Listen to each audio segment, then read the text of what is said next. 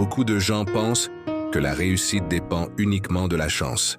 Et ceux qui restent pauvres se cachent dans leurs habitudes, leur mentalité et leurs choix quotidiens. La réussite commence dans l'esprit. Une personne qui croit en elle, qui ose se fixer des objectifs clairs et qui travaille chaque jour pour les atteindre, finira toujours par avancer. À l'inverse, celui qui doute constamment, qui attend que les choses changent sans rien faire, reste prisonnier de ses excuses et de sa peur. Ceux qui réussissent comprennent une chose essentielle: investir en soi est la meilleure richesse. Lire, apprendre, se former, chercher à s'améliorer. Voilà ce qui ouvre les portes du succès. Ceux qui restent pauvres, eux, préfèrent souvent le confort immédiat. Passer du temps devant la télévision, se plaindre, critiquer les autres, sans jamais bâtir leur propre chemin. La discipline est aussi un facteur clé. Les gens qui réussissent se lèvent même quand ils n'ont pas envie, avancent même quand c'est difficile, et restent concentrés sur leurs rêves. Ceux qui échouent abandonnent vite, cherchent des raccourcis ou remettent tout à demain. Enfin, la différence se trouve dans la vision. Les riches pensent long terme. Ils construisent, ils investissent. Ils voient au-delà du moment présent. Les pauvres, eux, pensent court terme.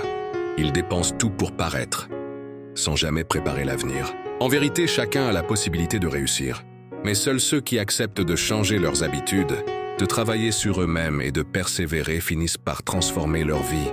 Pourquoi certains réussissent et d'autres restent pauvres? Tu t'es déjà demandé pourquoi certains avancent dans la vie, construisent des projets, deviennent riches, pendant que d'autres restent bloqués dans la pauvreté? La réponse n'est pas la chance. La réponse, c'est la mentalité et les habitudes. Celui qui réussit comprend une chose essentielle: personne ne viendra le sauver. Il sait que sa vie dépend de lui, de ses choix, de ses efforts. Il ne passe pas ses journées à se plaindre ou à chercher des excuses. Non, il utilise ce temps pour apprendre, pour travailler sur lui-même, pour construire. Pendant que certains dorment encore, lui est déjà debout en train de planifier sa journée. Pendant que certains dépensent tout leur argent dans le plaisir immédiat, lui investit dans ses rêves, dans sa formation, dans des projets qui vont lui rapporter demain. Pendant que certains critiquent, lui agit. La pauvreté, souvent, ce n'est pas seulement un manque d'argent. C'est un état d'esprit. Un esprit qui se dit « Je ne peux pas. Je n'y arriverai jamais. C'est trop difficile. » Mais la réussite, elle, commence par une décision intérieure. Je peux changer ma vie. Je mérite plus et je vais me battre pour ça. La différence entre celui qui réussit et celui qui reste pauvre, ce n'est pas l'intelligence. Ce n'est pas non plus le pays où il est né. La différence, c'est la discipline, la persévérance et le courage de croire en soi, malgré les obstacles. Regarde autour de toi.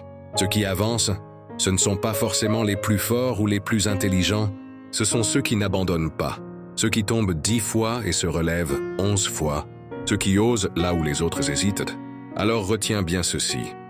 La pauvreté n'est pas une condamnation, c'est un choix. Tu peux décider aujourd'hui de rester spectateur de ta vie, ou tu peux décider d'en devenir l'acteur principal. Si tu veux réussir, arrête d'attendre, arrête de douter, arrête de remettre au lendemain. Commence aujourd'hui, parce que le temps passe, et chaque jour où tu n'agis pas est un jour que tu ne récupéreras jamais. La réussite n'est pas un miracle. C'est une décision suivie d'actions quotidiennes. Fais ce choix maintenant.